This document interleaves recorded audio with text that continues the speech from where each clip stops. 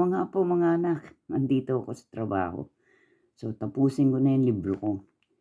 Okay, chapter 26. Pag-iwas sa masamang gawain ay isang karangalan. Okay? Sa larangan ng caregiving, napakahalaga ng tiwala. Ipinagkakatiwala ng mga pamilya sa caregiver ang kanilang mahal sa buhay. Pati na rin ang kanilang tahanan at mga ari-arian. Subalit may mga pagkakataon na may ilang caregiver na gumagawa ng maling gawain. May mga nababalitaan na nagnanakaw ng pera, alahas at mamahaling gamit. Mayroon ding mga kaso ng pang-aabuso sa matatanda, lalo na kung ang pasyente ay nag-iisa lamang sa bahay at walang ibang nakakasaksi. Ang mga ganitong gawain ay hindi lamang nakakasira sa tiwala ng pamilya, kundi pati na rin sa reputasyon ng mga caregiver na tapat na naglilingkod. Bilang caregiver, mahalagang panatiliin ang katapatan sa ating trabaho.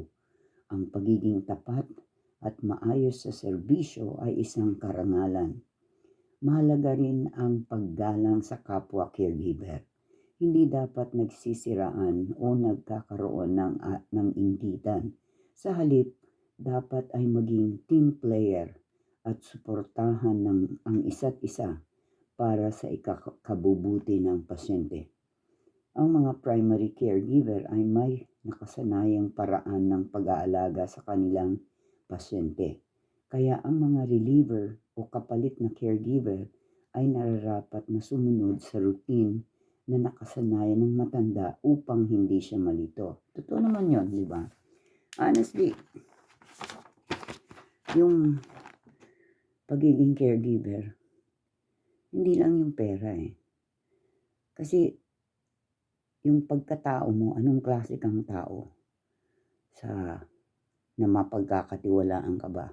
Nakakahiya yung papasok ka sa bahay ng may bahay, susweldohan ka. Pero mo nga, susweldohan ka. Alam niyo ba na yung pagka nagsusweldo ka, pati yung respeto kasama dun, pati yung pag-iingat kasama dun, hindi lang dun sa pagtatrabaho dun sa matanda.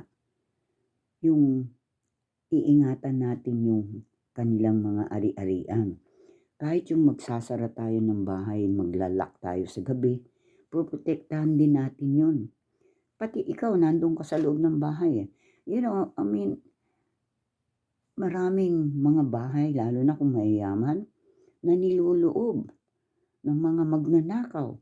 Paano kung hindi mo iingatan lahat yung mga pintuan, yung mga bintana? Ako, putya, talaga, hindi pwede. Kailangan isa-isahin ko yung mga bintana na makita ko kandado lahat. Pag may nanloob, hindi lang yung matandang papatayin, pati ikaw papatayin, you know? Kaya yung responsibilidad natin bilang caregiver ng matatanda, talagang malaking responsibilidad yan na talagang malaking pagtitiwala ang ginagawa ng pamilya. Kaya kailangan ipakita din natin sa pamilya na pinahahalagahan natin yung reputasyon din natin. Kasi kung gagawa ka ng masama, isinira mo na yung pagkatao mo. Diba? Kailangan ipakita natin na matino tayo.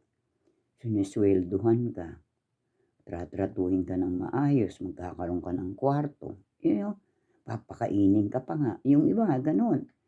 Kailangan pahalagahan mo yung kanilang kabutihan.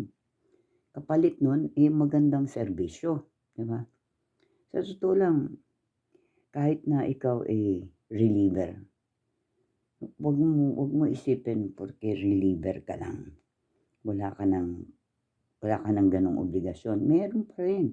Dahil ipinagkakatiwala sa iyo ng primary caregiver ang mga trabaho, ang matanda. Diba? Ako kasi, maraming beses ako naging primary caregiver. Pero hindi ko pinapahirapan ng mga reliever ko. Hindi kailangang maglaba. Hayaan ko na ang priority niya, alagaan niya lang yung matanda, 'di ba? Mas importante yun, maaalagaan yung matanda.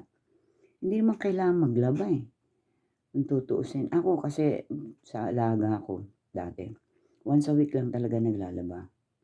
Hindi puwedeng maglaba palagi kasi number one, hindi naman pala bihis ang mga matatanda. Magbibihis man sila, hindi naman gano'n palagi na nakakatatlong damit sa isang araw o 2 damit sa araw, 'di ba? Kaya sa kanila gusto nila, una nagtitipid din sila, sa kuryente, sa tubig, lalo na yung sabon at saka yung machine nila, iniingatan nila yon. Kaya ayaw nila yung laging ginagamit. Gano'n din, tayong mga caregivers, sa akin lang ako kasi hindi ko ugali naglalabas sa bahay ng alaga ko, Hindi sa ayaw ko, kundi iniingatan ko yung kasangkapan nila. Dahil baka mamaya matiyempo yung damit ko nandun, nasira yung makina, 'di ba? Kasi nangyari yan sa isang kasama ko dati. Naglabas siya, sinabihan pa siya, "Huwag kang maglalaba dito." Matigas ang ulo niya, hindi daw dapat daw naglalaba kasi live-in ganyan. O sige, sabi ko. O ano nangyari? Naglaba nga siya, natiyempo sa kanya, nasira yung makina. Ano sasabihin namin dun sa matanda? Siyempre yung totoo, 'di ba? Siya na andun. Kaya siya talaga ang sisisihin. Yun nga ang lagi kong sinasabi din sa mga reliever ko, na itong matanda masyadong ano yan sa gamit niya. Kahit yung dishwasher, refrigerator, washing machine, dryer, kahit anong bagay, hindi mo pwedeng pakikialaman. Kahit yung TV nga, naku, sa totoo lang ayaw ko nakikialam ng TV, lalo yung mga remote control. Magkamali ka ng pindot dyan, mahihirapan ka mag, mag, ano, mag-troubleshoot. Tatawag ka talaga sa cable company para i-troubleshoot yung TV. Ayoko madali ng gano'n. Hayaan ko siya. Hindi ako talaga nanonood ng TV, Kaya nga may gadget kang sarili, 'di ba? Kaya pakialaman mo yung sarili mong gadget. Kung marunong ka, sige, okay lang. Pero ako kasi, hindi ko ugali nanonood ng TV pagka ako nasa trabaho. Nakikinood ako pagka gising yung alaga ko. Pero yung matutulog din ako. Sasabayan ko. Kasi mas mahirap yung inaantok ka, nagtatrabaho. Anyway, kaya yun lang ang sinasabi ko. Yung mga caregiver na gustong maging caregiver, yung mga nagke-caregiver, ingatan natin ang karangalan natin. Binigyan tayo ng biyaya ng Diyos. Kaya ingatan natin ang biyaya. At magrespeto tayo. Kasama yan sa sweldo. Pagka sinisweldo ang kakasama yung pagre-respeto at pagtitiwala. Na pagkakatiwalaan ka. Ganun yun. Kaya mag-isip kayo mabuti kung papasok kayo ng caregiver. Hindi ibig sabihin na wala kang pakialam.